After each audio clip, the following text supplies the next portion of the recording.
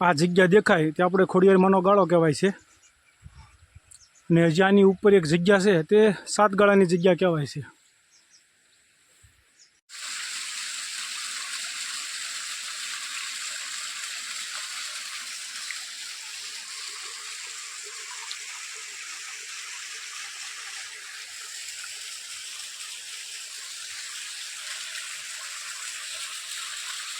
અદ્ભુત ઝરણા।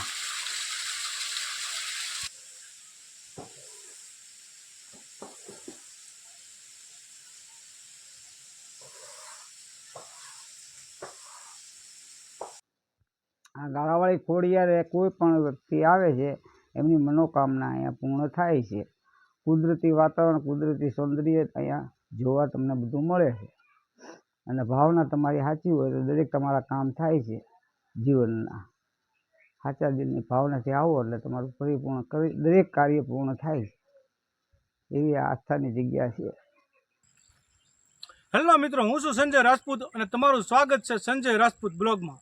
આપણે આવી ગયા છીએ પાલીતાણા અને પાલીતાણાથી 1 થી 1.5 કિલોમીટર જે તળેટીએ જંબુદીપવાળો રસ્તો છે ત્યાંથી આપણે બાજુમાં ખોડિયારનો ગાળો જે ડુંગર ઉપર માતાજી બિરાજમાન છે, ઉપર જે ખોડિયારમાં બિરાજે છે તેને ખોડિયારમાંનો ગાળા તરીકે ઓળખાવવામાં આવે છે, કારણ કે ડુંગરના ગાળામાં માતાજી બિરાજે છે, તેથી તે અહીંયા પાલીતાણામાં ડુંગરના ગાળા તરીકે પ્રખ્યાત મંદિર છે।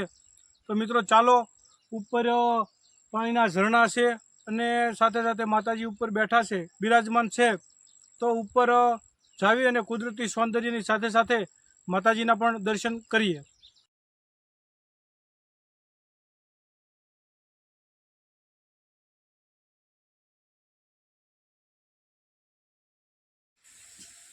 તો આપણે ગાળાવાળા ખોડિયાર માતાજીના મંદિરે આપણે અહીંયા પહોંચી ગયા છીએ। મહંત શ્રી સતીશગીરી બાપુ અહીંયા બિરાજમાન છે, તો ચાલો માતાજીના દર્શન કરવી અને બાપુની સાથે મુલાકાત કરી અને અહીંની માતાજીની જે વાતો છે તે જાણીએ। આ મંદિરની સ્થાપનાની વાત કરીએ તો આ મંદિર આપણે ગોવાળિયાની સ્થાપના કહેવાય છે, કારણ કે જે આપણે ડુંગરમાં માલધારી સમાજ જે ઢોર સારતો હોય છે તેમાં તે માતાજીનું સ્વરૂપ જોયું હોય અને અહીંયા સ્થાપના કરી હોય, પછી ધીરે ધીરે કરતાં શ્રદ્ધા વધવા લાગે અને તેના જ કોઈ પણ કામ હોય પરિપૂર્ણ થવા લાગે। એટલે આ માતાજી સાક્ષાત એવા છે કે કોઈ બી તમારું કામ હોય તો અહીંયા પરિપૂર્ણ થાય છે અને માતાજી હાજરો હજુર છે। તો અહીંયા અનેક લોકો પાલીતાણાના શ્રદ્ધાળુ અહીંયા માનતા રાખવા પણ આવે છે અને વાર પરબે ઘણી ભીડ હોય છે ડુંગરની વચમાં આવેલી આ જગ્યા। તો મિત્રો, આ ગાળાવાળી ખોડિયારની સ્થાપના જે ગોવાળિયાની સ્થાપના કહેવામાં આવે છે। અહીંયા ભાદરવી પાસમમાં નાહવાનું ખૂબ જ મહત્ત્વ છે। પાલીતાણાના આજુબાજુના રહેવાસીઓ અહીંયા પાસમને દિવસે આ ઝરણામાં ખૂબ જ માણસો નાહવા આવતા હોય છે અને એમ માતાજીના દર્શન કરવા પણ ખૂબ માણસો આવતા હોય છે। અને અહીંયા માતાજીના આપણે જન્મની જે તિથિ હોય છે તે ખૂબ જ ધામધૂમથી અહીંયા ઉજવવામાં પણ આવે છે અને ઘણા શ્રદ્ધાળુ પાચમમાં નાહવા પણ અહીંયા આવતા હોય છે। તો ખાસ એવી ભીડ ભાદરવી પાચમની પણ અહીંયા રહેતી હોય છે।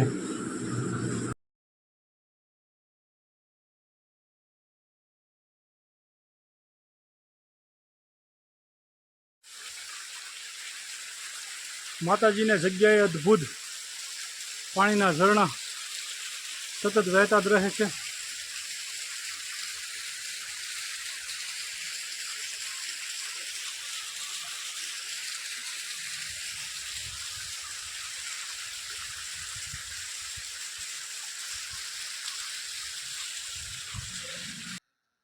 તો મિત્રો, આપણે આવી ગયા છીએ પાલીતાણા જે ડુંગરની બાજુમાં ગાળાવાળી ખોડિયાર માતાજી, જે સાક્ષાત આપણે આસ્થાનું પ્રતીક છે એવા માતાજી અહીંયા બિરાજે છે। તો અહીંયાના મહંત શ્રી બાપુને આપણે કહેવી કે માતાજી વિશે 2 શબ્દો આપણને જણાવે અને માતાજીની આસ્થા શું છે, આપણી આસ્થા શું છે અને માતાજીના પ્રસાદ શું છે તે આપણે બાપુને કહેવી, બાપુ આપણને જણાવશે। આ ગાળાવાળી ખોડિયારે કોઈ પણ વ્યક્તિ આવે છે એમની મનોકામના અહીંયા પૂર્ણ થાય છે. કુદરતી વાતાવરણ, કુદરતી સૌંદર્ય અહીંયા જોવા તમને બધું મળે છે. અને ભાવના તમારી સાચી હોય તો દરેક તમારા કામ થાય છે જીવનના. સાચા દિલની ભાવનાથી આવો એટલે તમારું પરિપૂર્ણ કરી દરેક કાર્ય પૂર્ણ થાય છે.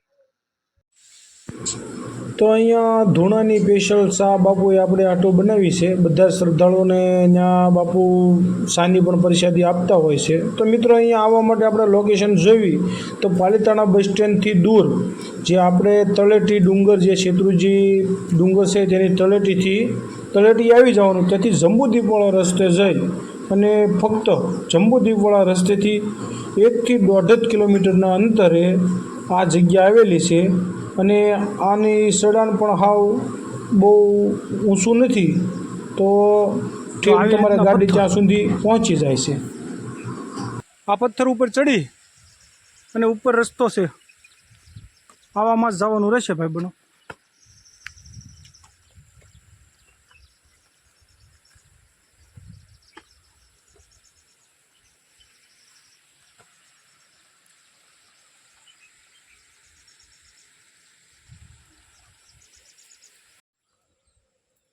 તો મિત્રો આપણે જોયું ગાળાવાળી ખોડિયાર માતાજીના દર્શન કર્યા અને આપણે જોયું અદ્ભુત મંદિર છે ડુંગરની વચ્ચે, જે આપણે પાણીના વોટરફોલ ઝરણા છે, જે સતત 8 થી 9 મહિના સુધી ઝરણું ચાલુ જ રહેશે. પાણીનો વોટરફોલ અહીંયા પડ્યા જ કરે છે અને આપણે તળાવ પણ પાણીના અહીંયા ભરેલા હોય છે. તો આવી જગ્યાએ ચોક્કસ દર્શન કરવા આવો. મિત્રો, વિડીયો કેવો લાગ્યો? સારો લાગ્યો હોય તો શેર કરો. પહેલી વાર અમારી ચેનલમાં હોય તો સબસ્ક્રાઈબ કરો. સંજય રાજપૂત વ્લોગમાં તમારું સ્વાગત છે. જય ખોડિયારમાં.